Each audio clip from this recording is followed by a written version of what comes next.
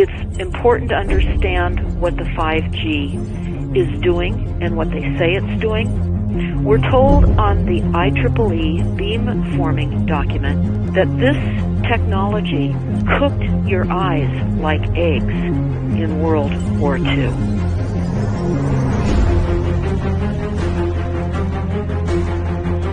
And you all need to understand these are military weapons. These are assault frequencies. If you garner nothing more than that, that's what you need to know. It's microwave radiation warfare. This is what this is.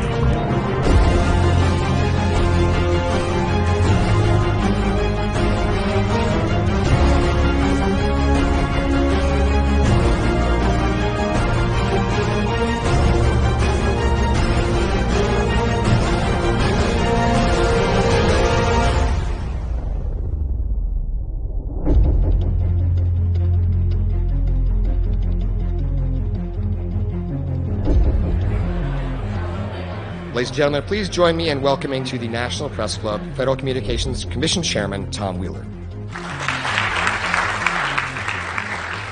It's an honor to be here at the National Press Club. The first generation wireless, 1G, was voice. The second generation, 2G, allowed both talk and text. Third generation, 3G, the internet, in a limited way. And today's technology, 4G, completed that digital migration. But if anyone tells you that they know the details of what 5G is going to become, run the other way.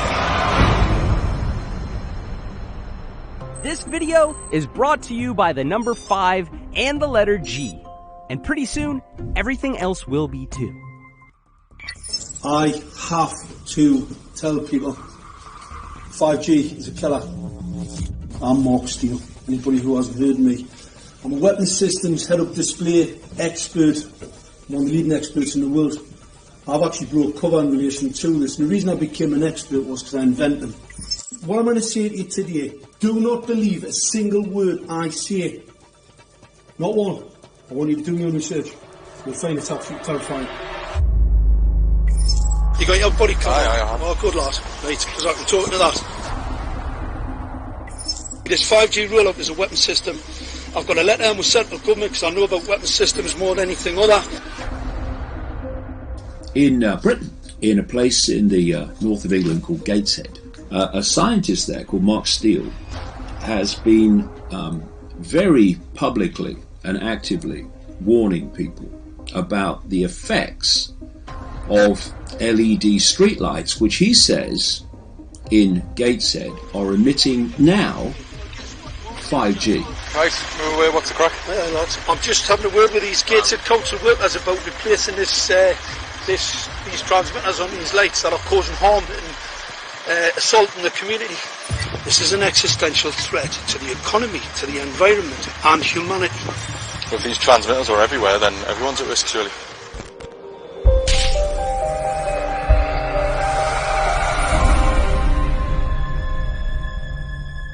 There's a lot of confusion about what 5G is.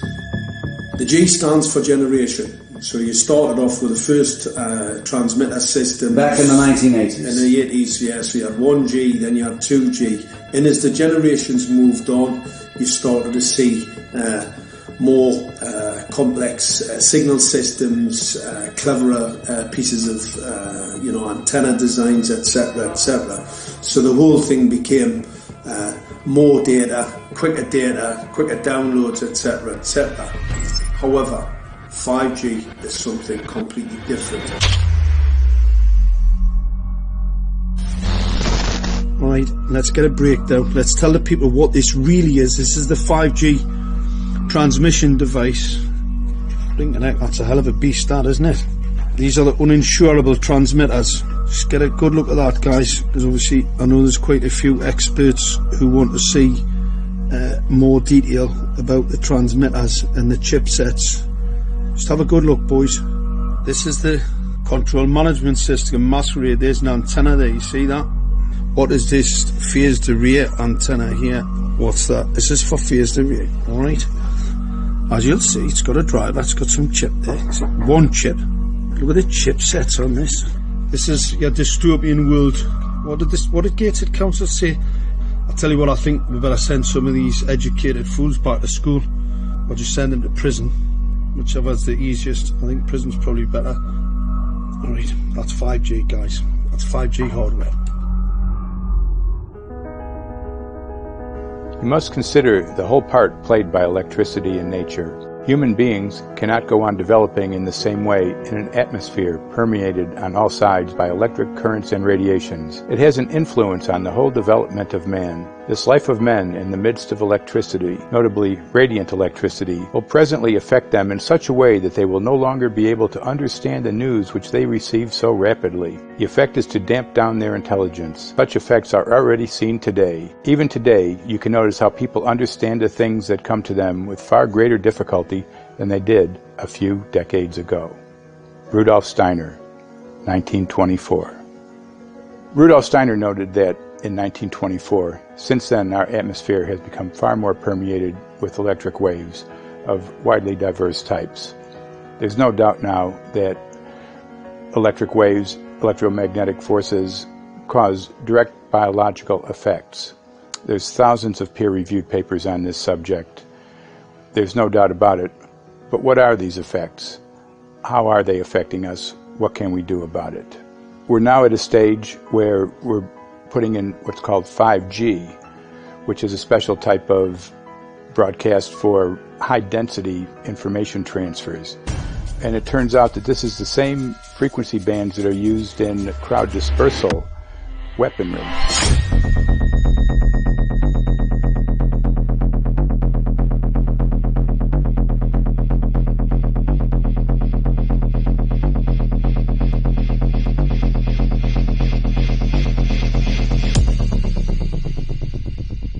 5G, first and foremost, is densification. So it's significantly more transmitters at close proximity to a human, and it is also a sophisticated, illegal, unlawful transmitter.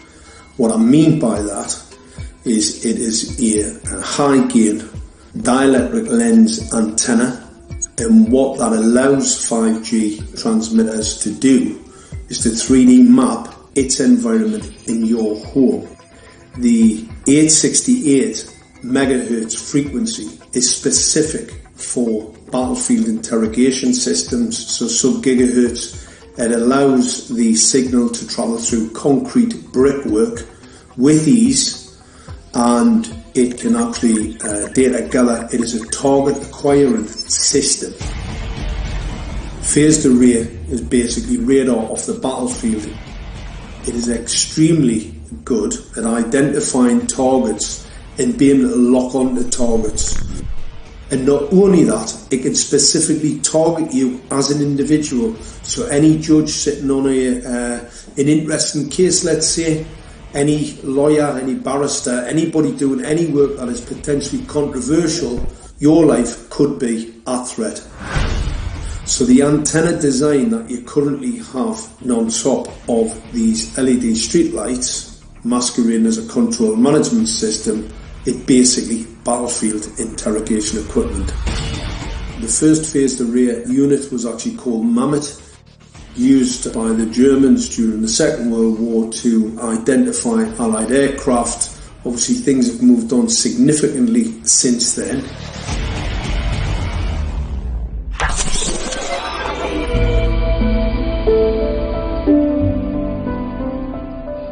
Well, I joined the Royal Navy in 1960, and I specialised in microwave warfare. Radar, obviously, which uses microwave, but they don't just teach you radar, they teach you all about microwaves and other uses.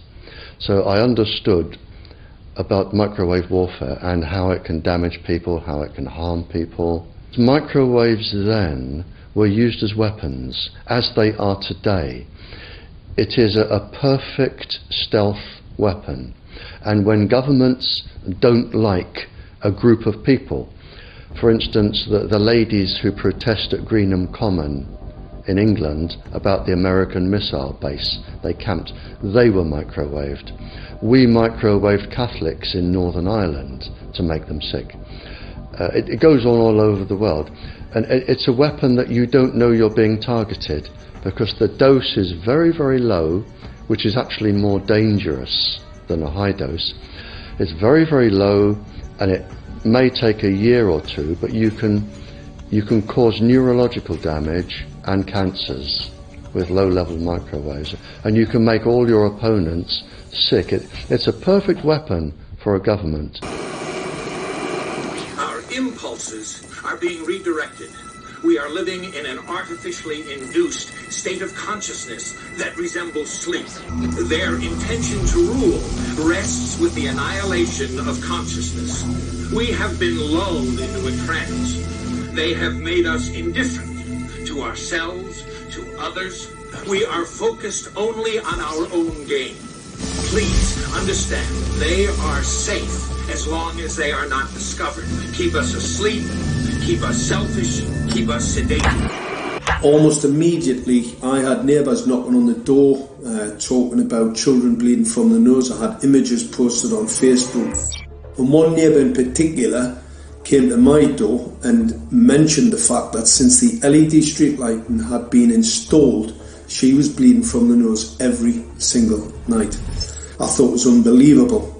However, I spoke to another neighbour who lived not far from the first lady who mentioned this, and she also confirmed that since the LED street lighting had been installed, she also had started to develop nosebleeds and had never had nosebleeds before in her life. That then put me on a journey to investigate. I measured microwave radiation levels from the transmitters on top of the LED streetlights. The basic 868 megahertz, it was significantly higher than the current Council of Europe 1815 resolution, which is a maximum of 600 millivolts. I've measured up to over 3,000 millivolts. 5 to 6 times higher than the guidelines. Significantly higher than the current Council of Europe 1815 resolution, which states that 200 millivolts should be the maximum. The Bioinitiative report states that it should be significantly less than that. So we've got the Council of Europe. That's, the international criminal courts are stating that, the learned judges have said that 200 millivolts, and I'm measuring in bedrooms in Gateshead, minimum 600 and up to 4,000. Does this mean that in 2020, 2021, when 5G is destined to roll out globally, that you're going to get those kind of readings everywhere all the time? Everywhere all the time. Worse than that? Worse than that. Yes, 5G will connect the Internet of everything. If something can be connected, it will be connected in a 5G world. Hundreds of billions of microchips connected in products from pill bottles to plant waterers, requiring massive deployment of small cells. We won't wait for the standards. Now, to make this work, the 5G build-out is going to be very infrastructure intensive. We must reject the notion that the 5G future will be the sole provenance of urban areas. The 5G revolution will touch all corners, and that's damn important. The interconnected world of the future will be the result of decisions we must make today.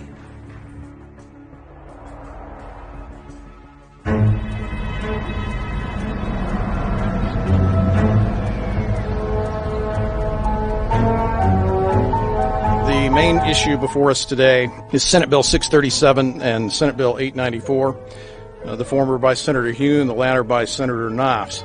We're going to invite the first 4 witnesses in support of the legislation, and that would be John Jones with Sprint, David Lewis and Andy Emerson with AT&T, Neil Krevda with Verizon, and Frank Alcavetti Jr. with T-Mobile. So be straight with me. Is it true? It could be. No, well, very few cases. There was an unfortunate incident out in Iowa. Look, gentlemen, practice these words in front of the mirror. Although we are constantly exploring the subject, currently, there is no direct evidence that links cell phone usage to brain cancer.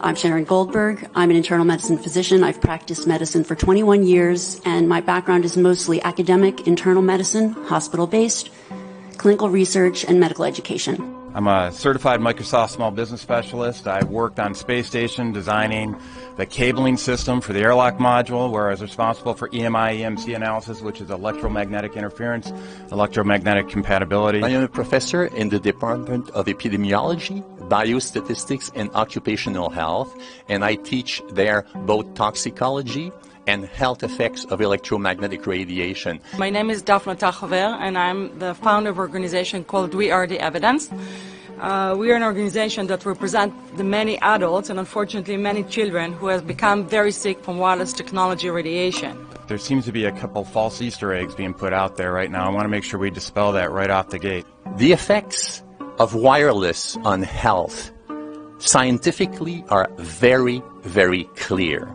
So it's always pushed back to the definition of an acceptable level of radiation. And that's what this is, by the way. This is about radiation. Wireless radiation has biological effects, period. My name is Dr. Angie Kolbeck. I've been reviewing the studies showing the impacts of wireless radiation on our health, and there are now thousands of studies showing the following adverse health impacts to wireless radiation: cancer, oxidative damage, DNA damage, DNA failure. Things like memory, dizziness, anxiety, brain fog. Headaches, nosebleeds, cognitive problem, exhaustion. We have evidence of DNA damage, cardiomyopathy, which is the precursor of congestive heart failure. Short and long-term memory loss, decreased attention spans, lower reaction times, even involuntary contractions of muscles causing misalignments of spines and jaws. Breast cancer. We suddenly have breast cancer in women who have no DNA predisposition. Disrupted immune function and change in stress proteins. Reproductive and fertility effects. There are dozens and dozens of studies that show beyond any doubt what this radiation is doing to our sperm. Now, if you take the cell phone out of your pocket, the sperm will recuperate within 3 to 4 months. What would not recuperate would be the damage to the DNA of the sperm. That is irreparable. The wife of the ex-governor of Indiana was diagnosed with glioblastoma. Same brain tumor Ted Kennedy had and John McCain had. Did you look at John McCain's scar? This is a cell phone brain tumor. LeBron James, one of our sports people, had a salivary gland tumor. That is another cell phone tumor. You didn't hear about it because immediately after that was discovered, he was paid by Samsung to become their spokesperson. We are seeing increases in brain tumors. We're seeing increases in Alzheimer's. We're seeing increases in all of the neurotransmitter diseases, ALS, Lou Gehrig's disease, Parkinson's. These are all disease systems that are known to be associated with low-level energy exposures. We talk about 24/7, around-the-clock exposure, wherever you are and your whole body. You never get away from it.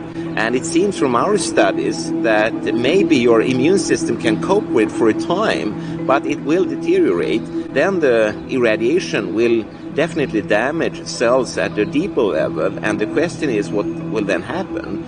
These are out of peer-reviewed papers, so these are not just hypochondriacs thinking that they're doing it. We're having real problems with this. This is no longer a subject for debate when you look at PubMed and the peer-reviewed literature.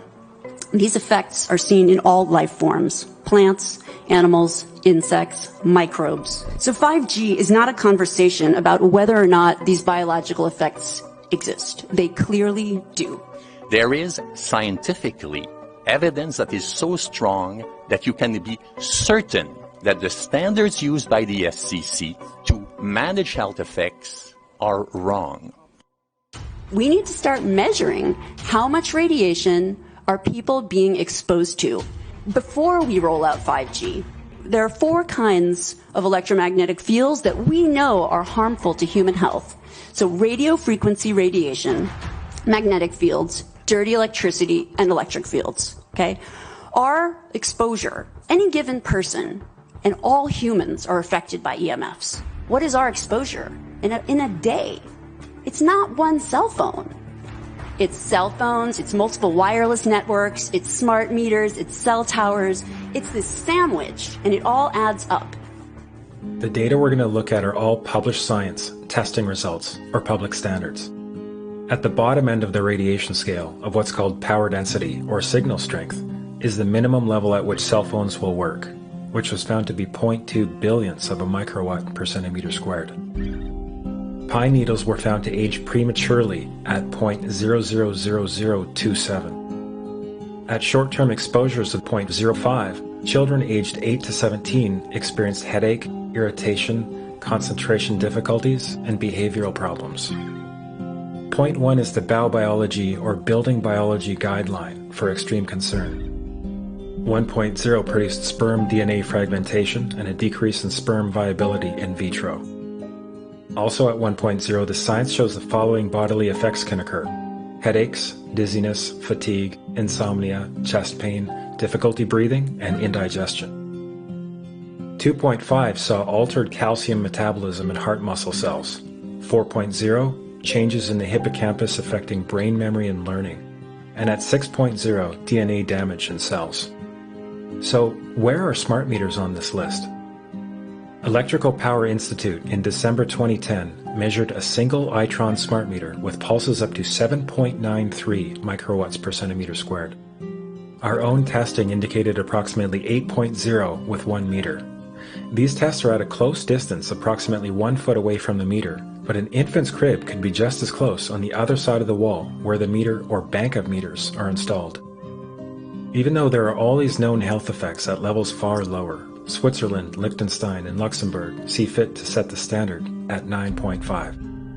And China, Poland, and Russia, 10.0. This is the same level at which behavior has been altered, producing reflexes of avoidance following 30-minute exposures. A room of 12 smart meters, very common and even a conservative number in an apartment building, tested at 19.8 microwatts per centimeter squared. This is hundreds of times higher than levels which clearly indicate harmful effects. So, how can utilities and governments get away with forcing these devices on everyone? This is how. In Canada and the US and several other civilized countries, the safety limit is set at 600 to 1,000 microwatts per centimeter squared. This so-called safety limit is literally tens of thousands of times higher than levels which are known to damage health according to peer-reviewed published science.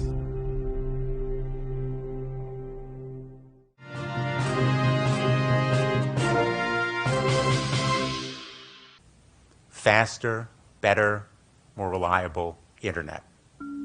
That's the promise of 5G technology, but there is also the peril. Health hazards associated with radio frequency that is higher also and requires more transmitters and antennas.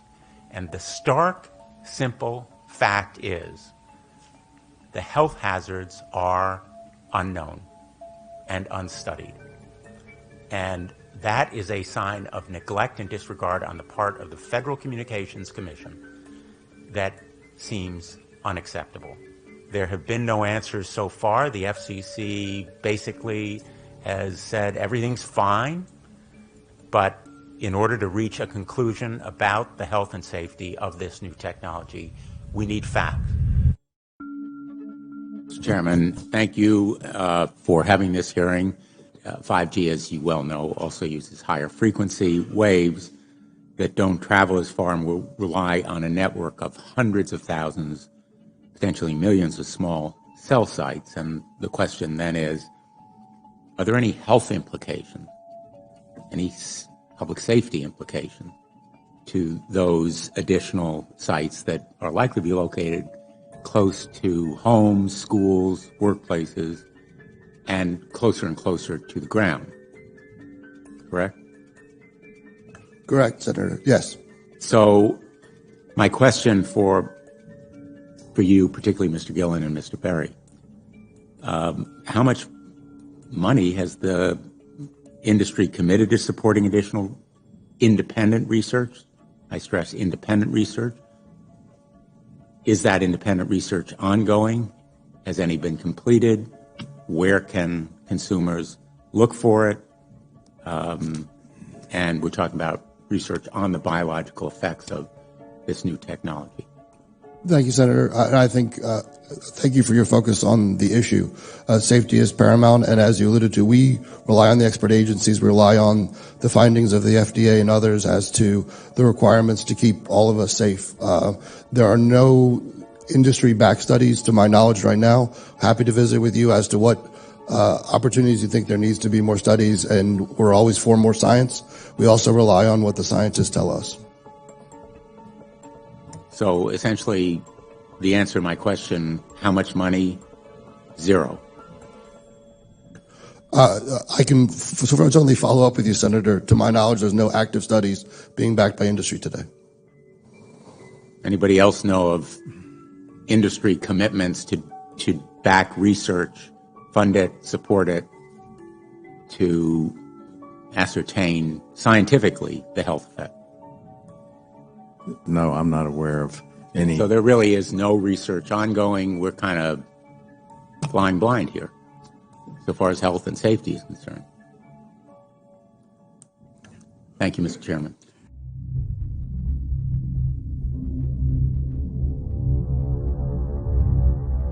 You're a trained medical professional. Yes. We don't have one on the panel. What are we to make of the American Cancer Society, for example, telling us there's no evidence of harmful product? Many of these organizations have conflicts of interest. Very briefly, if you can, what do you mean by conflict of interest? One of the first things that you teach residents is that you always have to look at the funding. There's a tremendous amount of sponsored research by people who are hired to do studies to find no effect. And that's plagued this field in a number of countries. The radio frequency radiation work that we did was supported by Motorola. The relationship was really very cordial and very stress-free, but only up until we started generating data. These folks were very, very upset and began to talk about how are they going to handle this, what sort of spin can we put on this, what can we expect from this, and from that point on the relationship changed. What we saw was that Motorola began to exert more and more control over the work, telling us what to do, telling us how to write abstracts, what to say in the abstracts, what to say in the papers, how to do the work. No, don't do this. Yes, do it this way. This was unacceptable. I had completed our study of DNA damage, and I submitted the final report to Motorola. They simply weren't willing to accept my interpretation of my study, my evaluation of my study, my knowledge of science at that point, and tried to urge me not to publish the study. Did you hear about people coming to you as far as having complaints about illness? We were made aware of health complaints following installation of smart meters, and we wanted to verify this using our field work. So I measured the field of about 30 different people while they stood 1 foot in front of the smart meter, and in every single case, the human energy field was obliterated as they stood in front of the smart meter. So in our first slides, what we see is normal cells, and the structure of the cells is intact and sound. This is what we would expect from a normal sample. So after 2 minutes of exposure in front of the smart meter at about 1 foot away, we see a totally different story.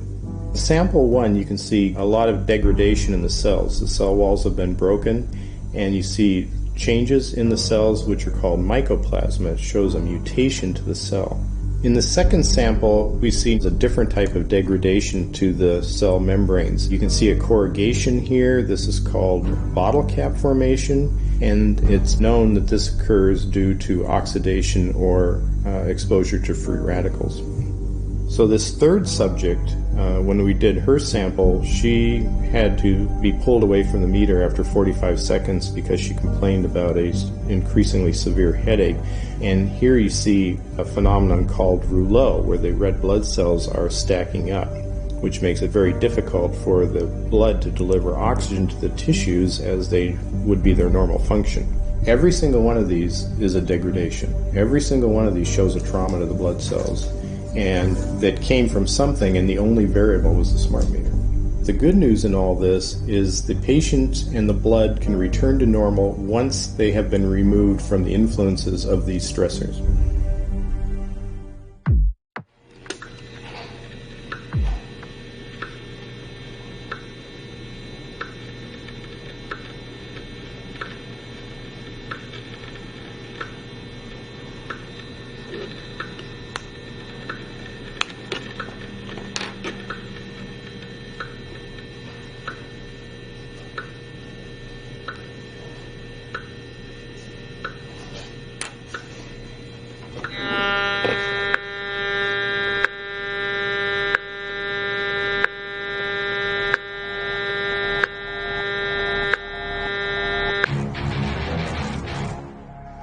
Some of the effects that we can look at, well, one thing is just our regular Wi-Fi, 2.4 gigahertz.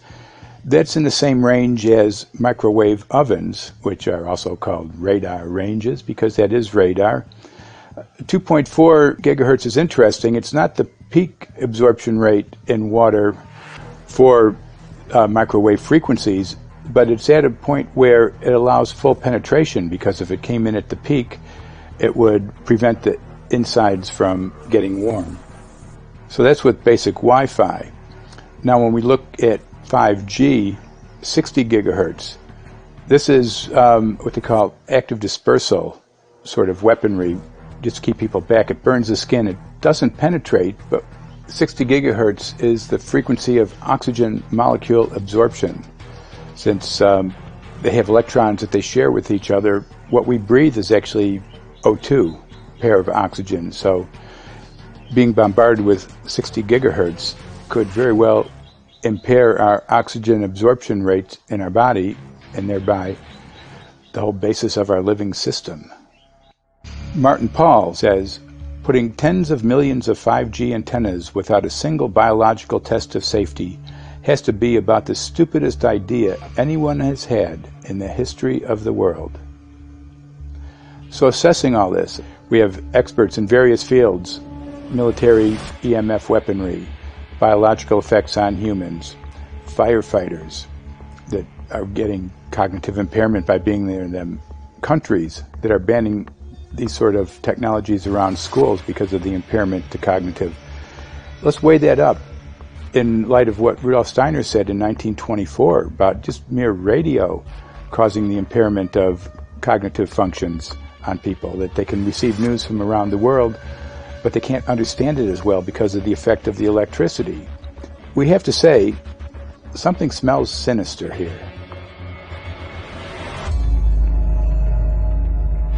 With the 5th generation, it's actually a whole new ballgame. It's not using the same technology. They're switching to military-grade millimeter wave technology. And when you look at this technology, I mean, if you go and look at DARPA reports, come and look at some of the patents that the United States military has put out on what they can do with psychological weapons, all sorts of things, crowd control, active denial, anything you can think of. This is what they can do with 5G. So any type of military application you can think of which has an electromagnetic base, they can do with 5G. And they're putting this out blanket across the population. Ladies and gentlemen, the President of the United States. Good evening, my fellow Americans. In the councils of government, we must guard against the acquisition of unwarranted influence, whether sought or unsought, by the military-industrial complex. The potential for the disastrous rise of misplaced power exists and will persist. We must never let the weight of this combination endanger our liberties or democratic processes.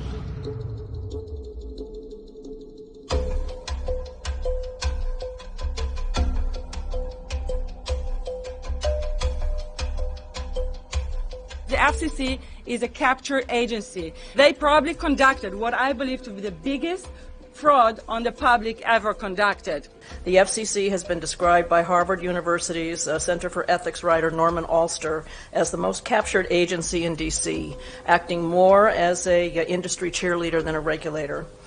This is especially true today with 5G, where there are serious safety concerns and potentially misleading information coming from the FCC. For example, the previous chairman of the FCC is Tom Wheeler. He was the head of the Wireless Lobby Association for 14 years. Now remember, Obama told us there would be no lobbyists in his administration, so he took the biggest lobby and put him as a head of the FCC. And that's damn important.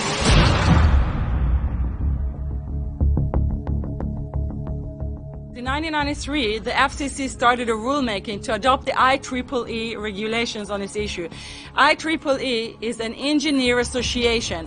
Why is it that we adopt regulation of engineers who maybe know how to measure this radiation when it's passing a wall, but not when it's passing a body?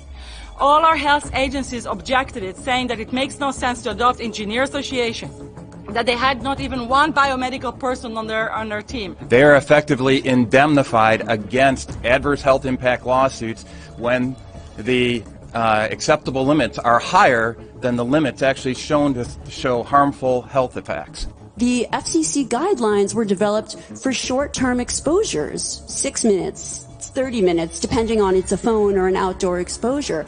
And they have absolutely no connection to the biological effects that have been very clearly summarized in the Bio Initiative. So as you can see, there's a number of individuals in this room today that have serious concerns about this as regards to their health. If one of your companies decides to put one of these small cells up at a pole that's within, say, 50 feet of one of their houses, what recourse do they have to say, is there a way to move it somewhere else?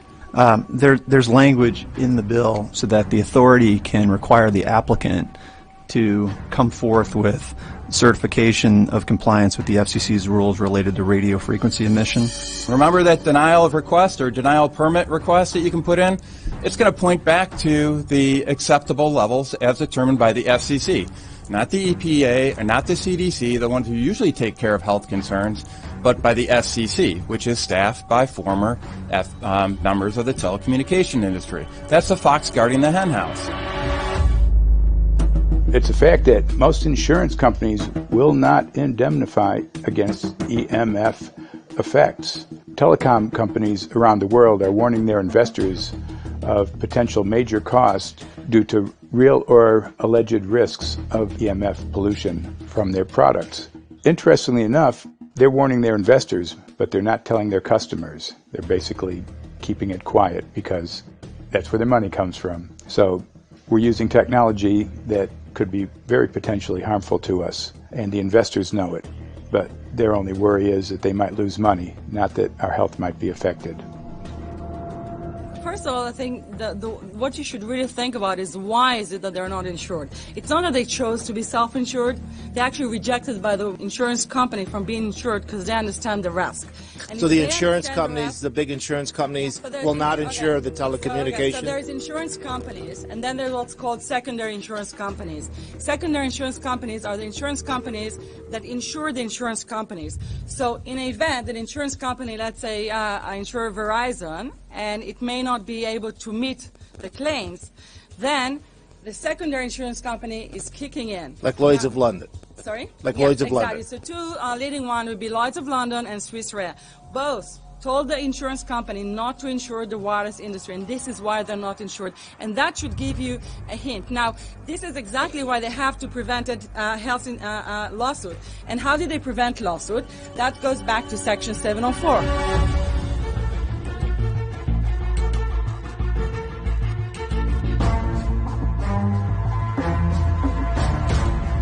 Section 704 was passed in 1996. This is how our rights in regards to health were taken away by the wireless industry. What this legislation did, it gave the power to regulate the health effects of wireless technology to the FCC. FCC is a spectrum auctioning agency. It's not a health agency. They don't even have one biomedical person on their team. And then the other thing that Section 704 did, It actually took the power from the states to regulate location of cell towers based on health. And what does it mean? It means that if they want to put a cell tower in front of your home, you cannot go to your city council and say, hey, stop, I don't want it. I just heard in a lecture that there's 10,000 studies proving that it's harmful. I don't want it. My child is sick. They will tell you, stop. You're not allowed to mention this in the city council because Section 704 says that if you will, and if the application will be rejected, the city will be sued, can be sued by the wireless industry.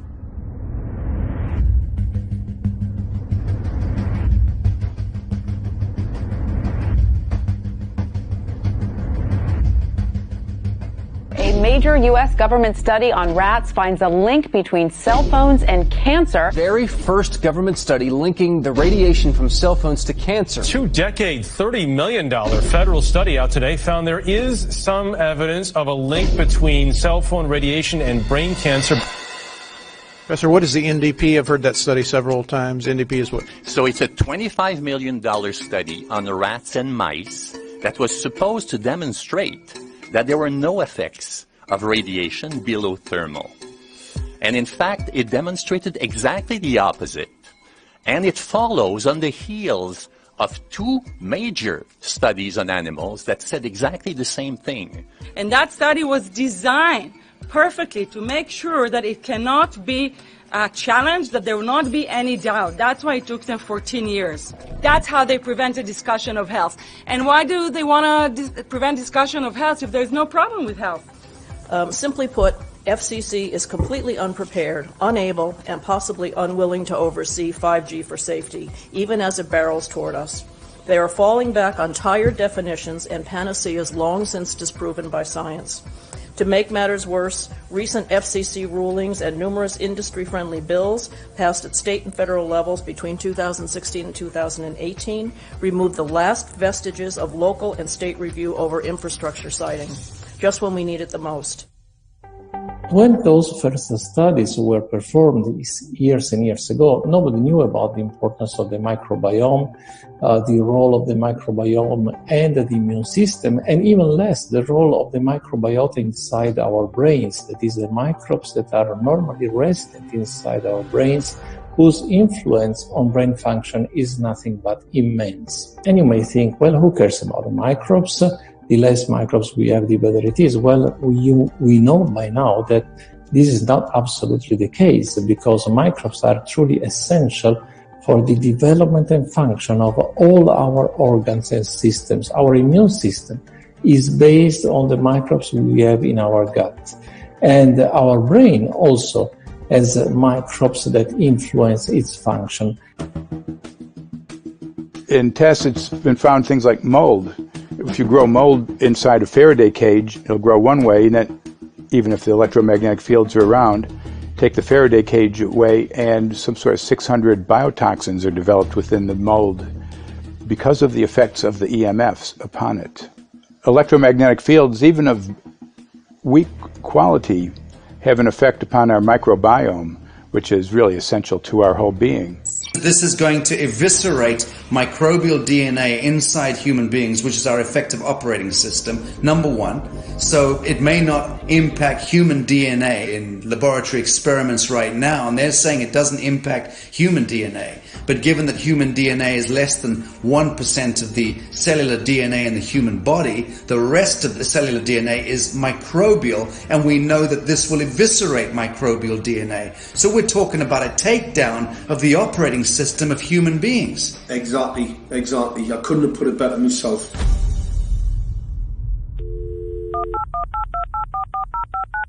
John Brandt.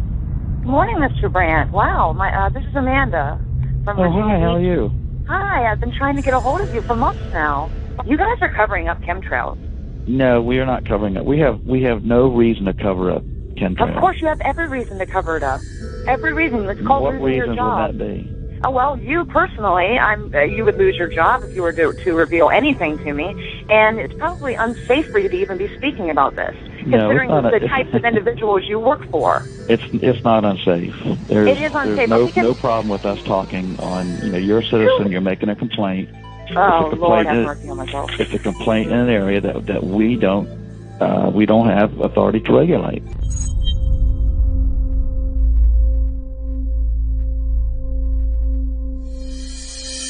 So the connection between chemtrails and 5G. It's all interconnected. The metallized particulates, that would allow the 5G phased array, so basically the radar, that would allow it to be able to identify you, so it can watch you, it can identify you in your own home 24 hours a day, 7 days a week.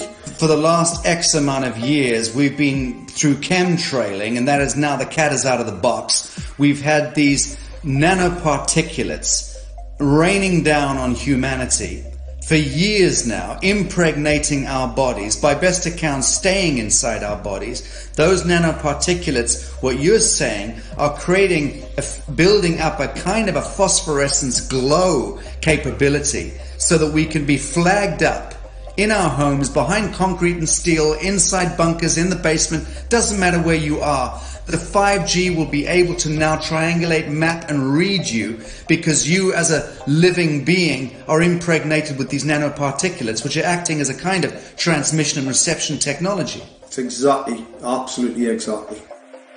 You have to consider that DNA also works as a fractal antenna, which is able to send and receive and also to process signals under the form of radio frequencies. Well, then there is no doubt that artificial radio frequencies, such as those of cell towers, and in particular these new types of towers that have a much higher density of signals, they may somehow interfere with the ability of DNA to retain and transmit biological signals. So this is one level of danger that very few biologists are aware of.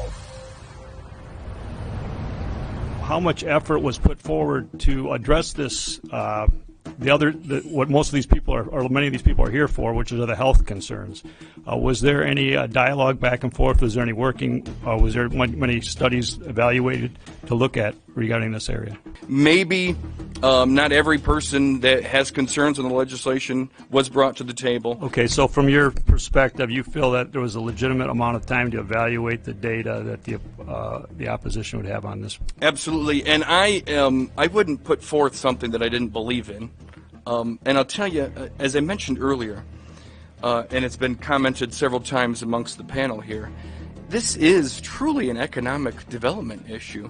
Our 3-year-old, again at home, is outraged when we pull out the driveway and he's not able to access Wi-Fi.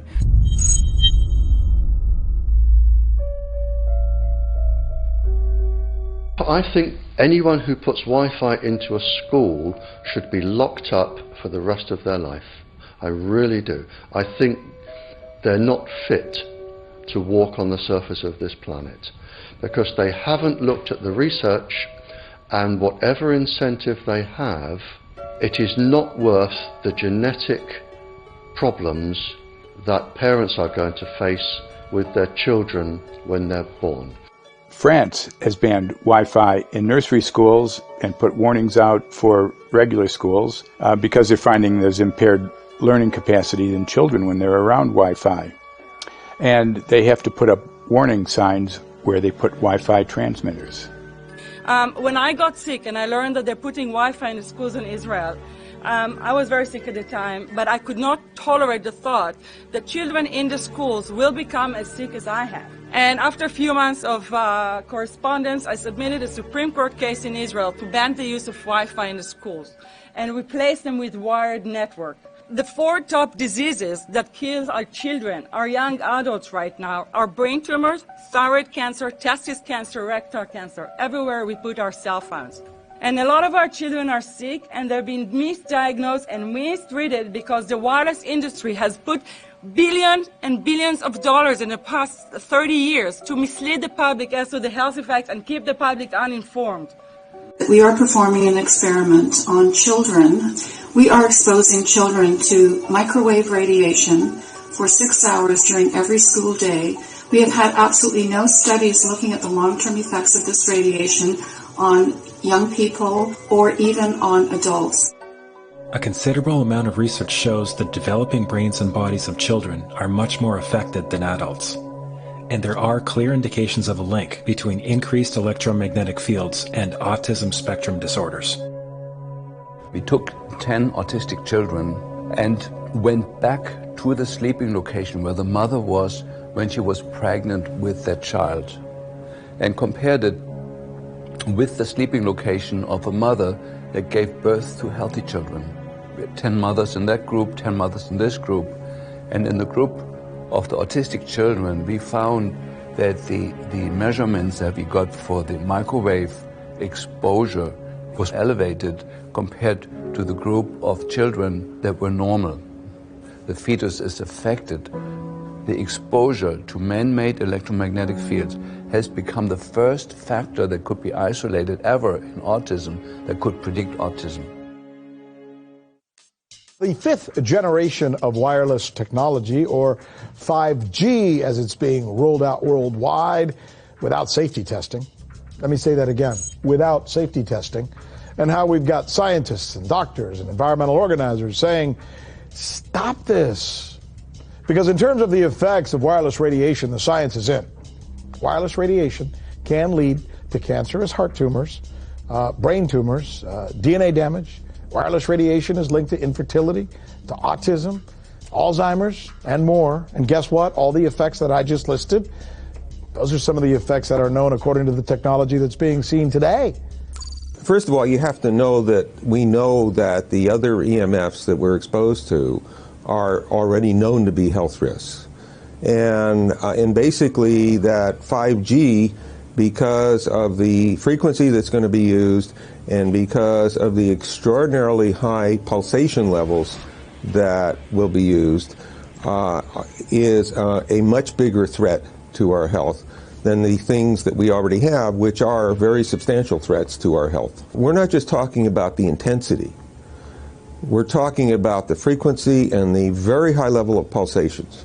There's a huge literature which shows that pulsed EMFs that pulse up and down very rapidly, are in most cases much more biologically active than our non-pulsed EMFs. Every single wireless communication device communicates via pulsations, but the industry completely ignores this issue. The problem with 5G is that they're planning to put out tens of millions of these antennae all over the place without doing one single biological safety test. Are you implying possibly that we, the consumers, are the guinea pigs since they haven't really done tests to see the effects in a smaller setting? I mean, that's not an implication, it's a statement. We are, yes. Cancer is not the main concern that I have. I'm really concerned about sperm count and about effects on pregnancy. How many of you know that 1 in 6 American couples is unable to have a child when they want to? How many of you know that last year the birth rate in this country dropped the most that it ever has in recent history, 3% in a single year? People look at the sperm in people use cell phones, and the sperm, usually sperm swim, and they swim straight. But if you expose them to radio frequency, mobile phone waves, they swim in circle.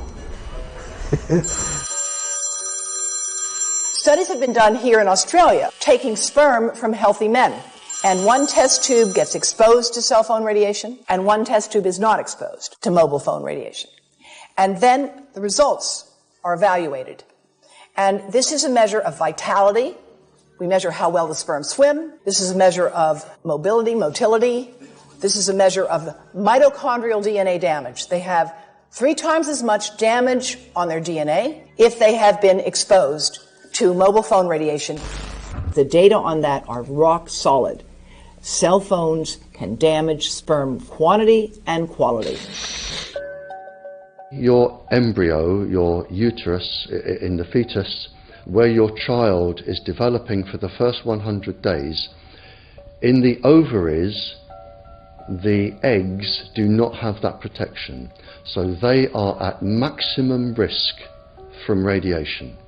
And for the first month or so, you wouldn't even know you were pregnant. You wouldn't even be taking precautions. That is the main danger area. So you give birth to a daughter, but her ovaries are now contaminated. She may be normal, she may be genetically damaged, but her ovaries are at the most risk. So when your daughter grows up and she becomes pregnant and has a baby, this is where one of these eggs will be fertilized and come out. So the real damage here is your grandchildren. That is where it is going to show most. Do you think that there is a chance that within the third generation of females, they may be irreversibly sterile? Not in the third generation, but in the fifth generation, and that would for humans be something in the order of 150 years ahead of us. And of course, then it's too late to say that you are sorry, and it's very too late to say stop. There is a wealth of papers. I mean, we're talking about thousands of published papers in the scientific literature, few of which, or sometimes none of which, have entered the official documentations from authorities and likewise. So I think it's really time to have an independent compilation of data. Such was done at August 31st, 2007, in the form of the Bioinitiative report, of which I was one of the authors. And then we put together approximately 2,000 scientific references on a little bit more than 600 pages, clearly saying that if you, for instance, if you are a rat or a mouse or a cell or a molecule, you should definitely not allow yourself to be exposed to this. And in the meantime, we have this full-scale experiment using our own kids. One interesting case, John Patterson, he was a telecommunications engineer in Sydney, Australia. Very brilliant man. For 20 years, John tested Telstra digital systems. Over the time, he realised the dangers of electromagnetic radiation. It disrupts the bioelectric system of your body, which is really your brain, your nervous system, how your muscles talk. And he tried warning of these effects through different agencies, through his company. Got all the test gear out and measured it and drew up a report, and I was immediately removed from service. Finally, in 2007, he took matters into his own hand. He commandeered a used British Army tank and went and destroyed 6 cell phone towers in Sydney, Australia, because he wanted to stop this. He was trying to make a point. The message was that how dangerous it was. You know, these people were elected by us to manage our infrastructure in a responsible manner. That is the sole purpose of government if it's going to exist at all. And if it doesn't do that, then it has no right. It is invalid. So we need to pull this infrastructure down. We really do. But in order to do that, I mean, we can't just be some violent domestic terrorist. You've got to bring this awareness to the people that these towers are doing them damage. You don't need bandwidth that fast. And they're not doing it so you can download movies quickly. They're doing it so they can track every single thing you do and bring in this social crediting system to control even everything you think. There's a story about a lady called Claire Edwards. She was a United Nations staff member, and she was warning of the potentially catastrophic dangers of 5G technology. I took the issue to the UN Secretary General, Antonio Guterres. He is a physicist and electrical engineer, and lectured on telecommunication signals early in his career, yet asserted to me that he knew nothing about the dangers of 5G. Current public exposure levels are at least 1 quintillion, that's 18 zeros, 1 quintillion times above natural background radiation, according to Professor Olle Johansson of the Karolinska Institute in Sweden. The highly dangerous biological effects of EMFs have been documented by thousands of studies since 1932, indicating that we may be facing a global health catastrophe orders of magnitude worse than those caused by tobacco and cigarettes. 5G is designed to deliver concentrated and focused electromagnetic radiation in excess of 100 times current levels in the same way as do directed energy weapons. There is currently an international appeal signed by 237 EMF scientists from 41 nations urging the UN and particularly the WHO to exert strong leadership in fostering the development of more protective EMF guidelines, encouraging precautionary measures and educating the public about the considerable health risks, particularly the risks to children and fetal development. Sorry, because we are talking with someone that is a little bit ignorant on these things. If you're talking to the Wi-Fi systems, I become worried because I put those devices in my house. I will have to. I confess my ignorance on this. We will have to. But I'm going to raise this with WHO, which I think is the organization that might be able to deal with it properly. Because I must confess, I was not aware of that danger.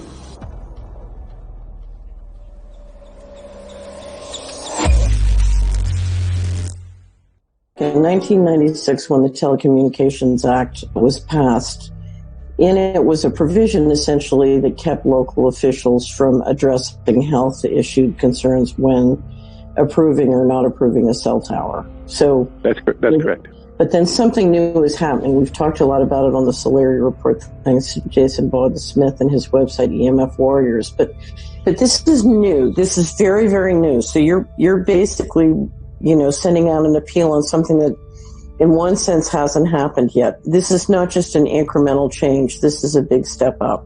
It's a sea change. An onslaught's not an improper word. It's a bombardment. So instead of a cell tower 1 mile or 2 miles from you and you still have cell phone service, we're going to have antennas every block, and some poor soul is going to have one mounted to utility pole maybe less than 20 meters from their home. So this kind of, invasive bombardment with this many antennas, just in 1 square mile, if you do the math, 1 per block and 16 blocks per mile, that's about 250 antennas per square mile. The millimeter wave is untested. Former FCC Chairman Tom Wheeler openly said that they don't plan to test. We won't wait for the standards. And then our appeal also addresses the fact that there's a plan to roll out 5G through satellites in low Earth orbit. So 20,000 satellites, which will cover every square foot of the planet with a 5G signal. 6, 5, 4, 3, 2, 1. Night after night, politicians and other leaders were telling Americans that Sputnik revealed that we were at great risk. Not just our pride, but our security is at stake. If Russia wins dominance of this completely new area, well, I think the consequences are fairly plain. Probable Soviet world domination. We choose to go to the moon in this decade and do the other things, not because they are easy, but because they are hard. Because that challenge is one that we're willing to accept, one we are unwilling to postpone, and one we intend to win. Welcome, everybody, to the White House. This is White House 5G Summit. My name is Justin Clark. I'm the Director of Public Liaison, and we are thrilled to have you here today. Really happy to be joined by a lot of leaders in industry, members of Congress and the Senate, White House leaders on this, and people from the FCC. Before we start, one, we are government, so don't assume we know anything, okay? I do agree. I don't know anything. I have become accustomed to giving speeches in my new position on subjects about which I frankly know very little. And we need more cell towers and connections in Connecticut, my home state. It's ridiculous. The U.S. is in the lead thanks to our private sector as well as the work of the FCC and this administration overall. But China and South Korea and many other countries are eager to claim this mantle. We have every intention to deploy 5G first and reap the benefits of faster and more robust wireless. Yes, I hope we beat China, of course. And get to gigabit speeds and low latency, and the race has begun. Let there be no mistake. The race to 5G is a sprint. Winning the global race to 5G, it's a national priority. We must bear in mind the national security implications of winning the race on 5G. Today we're talking about the importance of being first in 5G, continued commitment to putting America first in the race to 5G. We're calling it America First, 5G First. Well, our strategy is called the 5G Fast Plan, a plan to facilitate America's superiority in 5G technology. Connected devices for health applications, which I love, has the capacity to make people healthier, as I understand it, a lot of medical applications. Industry is not asking the government for money to build 5G networks. They're asking us to cut the red tape that surrounds infrastructure deployment. We cannot let today's red tape strangle the 5G future. The red tape slows and sometimes stops the building of densified network facilities necessary for 5G. As we continue our efforts to keep government out of the way, so that America can continue its leadership for America to win the race to 5G. One path is the government regulatory path. The other path is the private enterprise free market, gales of creative destruction, Schumpeter path. Have you ever heard that? Gales of creative destruction? It just means let it rip. The new replaces the old. With 5G, we're on the cusp of another era of American innovation. It means an even more connected world for everyone around us, unlocking the potential of the Internet of Things to become safer, healthier, and more sustainable for our future. You know, sometimes, look, we all believe in the 10th Amendment, but sometimes you have to override it.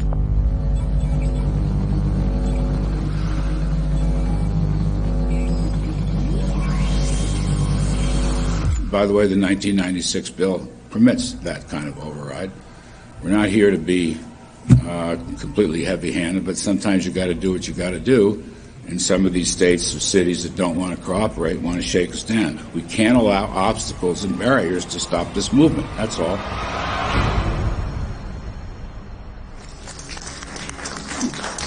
And this happened in Canada. I mean, there were some activists I was working with up there that said, well, you know, we won a victory. We got the Public Utilities Commission to allow us opt out. And I said, boy, that's divide and conquer. They just got rid of the people that were raising hell. So, you know, that's not the answer. We need to opt out everybody. An opt-out is an agreement to pay to not be harmed. An opt-out is volunteering into extortion. An opt-out says that if I don't pay you, you have the right to harm me. So that doesn't work. This is a mandate. This is being pushed down your throat by a company that is not responsive, by a government that is not responsible, and it's being done in a collusion that's designed to undermine the individual rights of individual people in communities across the country and around the world. The Minister for the Environment has a duty. His duty is primarily to ensure that there is cleaner, better, healthier environment for people in this country. It's a simple duty.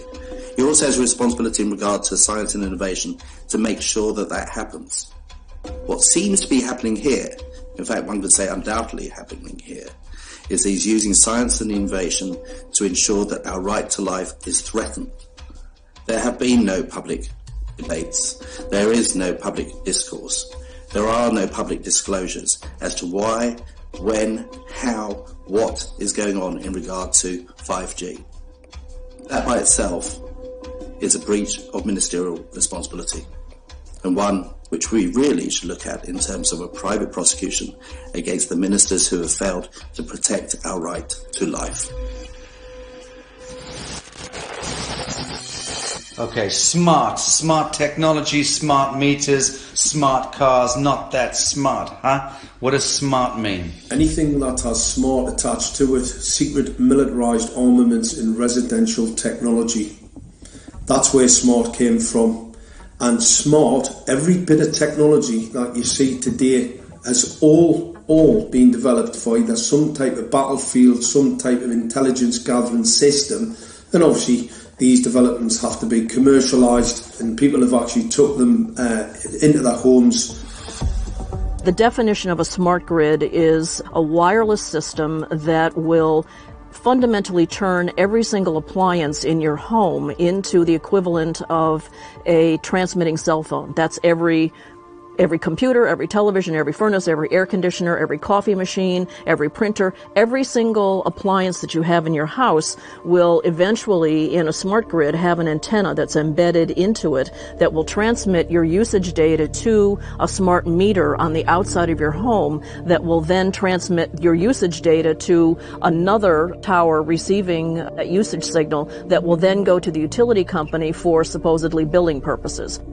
Not all signals will just be about your individual use. There will be aggregate meters that will bounce signal from house to house to house within a neighborhood that will then accumulate all of the usage data that will transmit that to the utility company. Now, what that will do is that the end metering system that is transmitting all of that data will be firing an RF signal at many, many times a second, which will increase the average homeowner's radio frequency radiation exposure exponentially.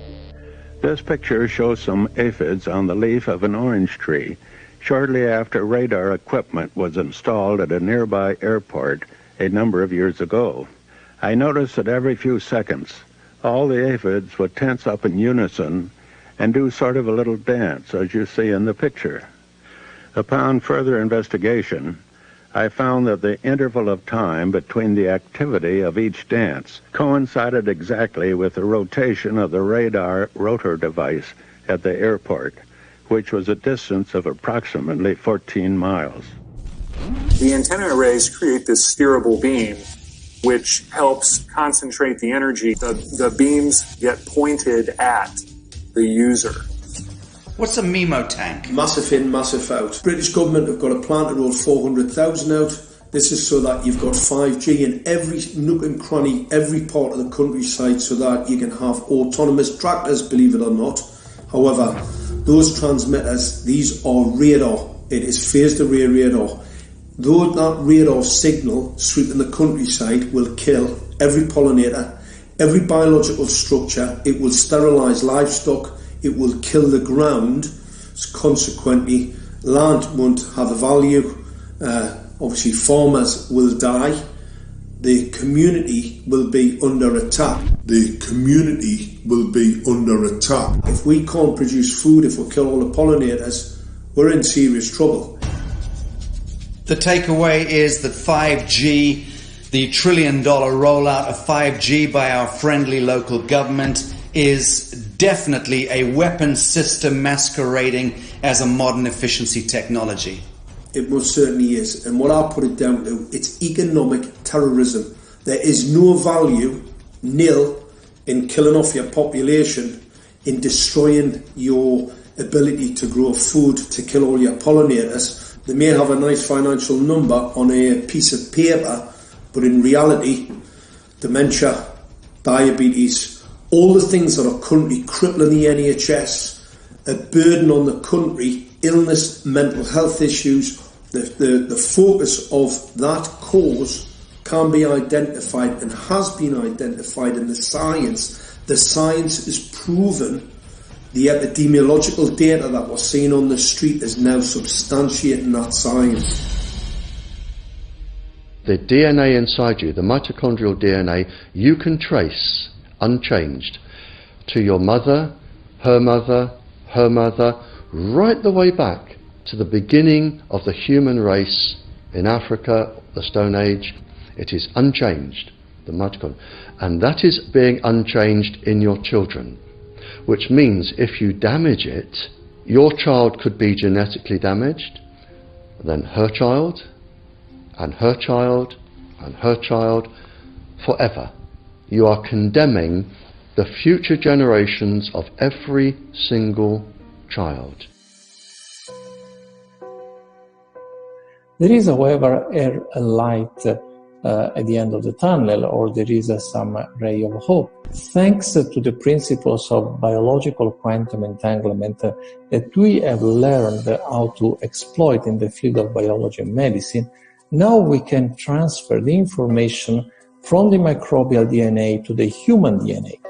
And in so doing, we can train, so to speak, the microbes to withstand whatever extreme condition they are exposed to, including this new technology. And then we can train them to transfer this resilience of theirs to our DNA.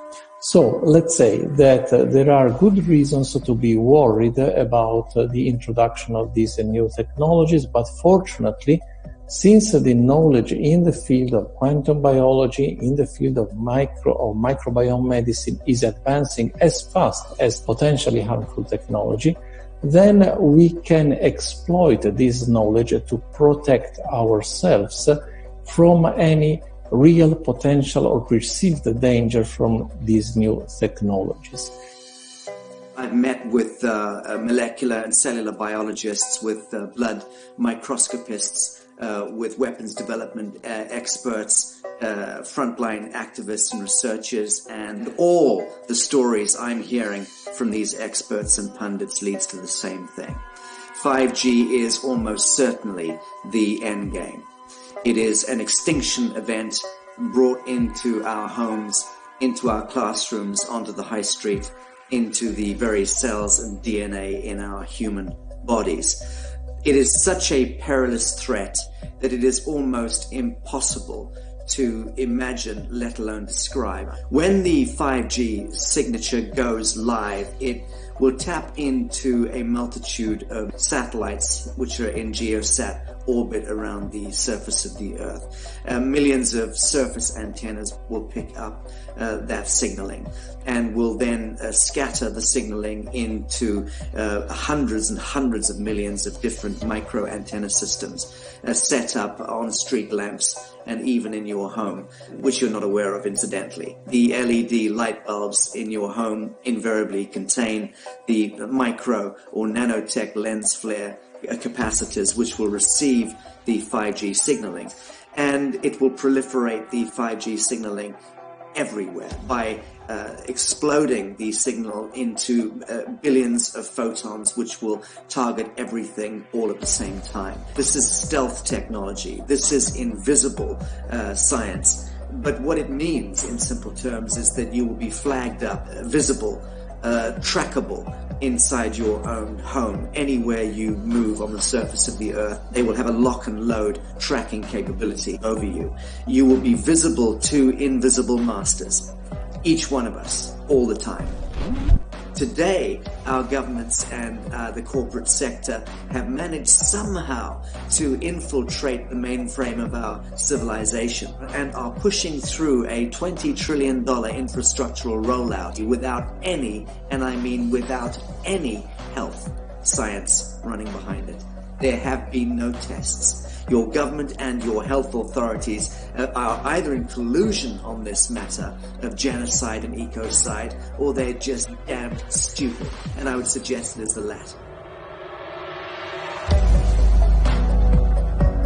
Shame on the technologists and the electricians who are furthering this technology in our homes, in our offices, in our streets. Shame on the legislators and the parliamentarians and the troglodytes and bureaucrats that proliferate our society today. Shame on that echelon for putting their signatures to contracts which allow the fast tracking of this technology into our homes and onto our high streets. Shame on the parliamentarians and international leadership whose wet ink signatures and seals of office are sanctioning and permissioning the rollout of something which is arguably the greatest threat to humankind. Shame on each one of us who now fail to get up out of our homes, walk out of our front doors and challenge every so-called authority who dares to violate our bodies, our homes and our future generations.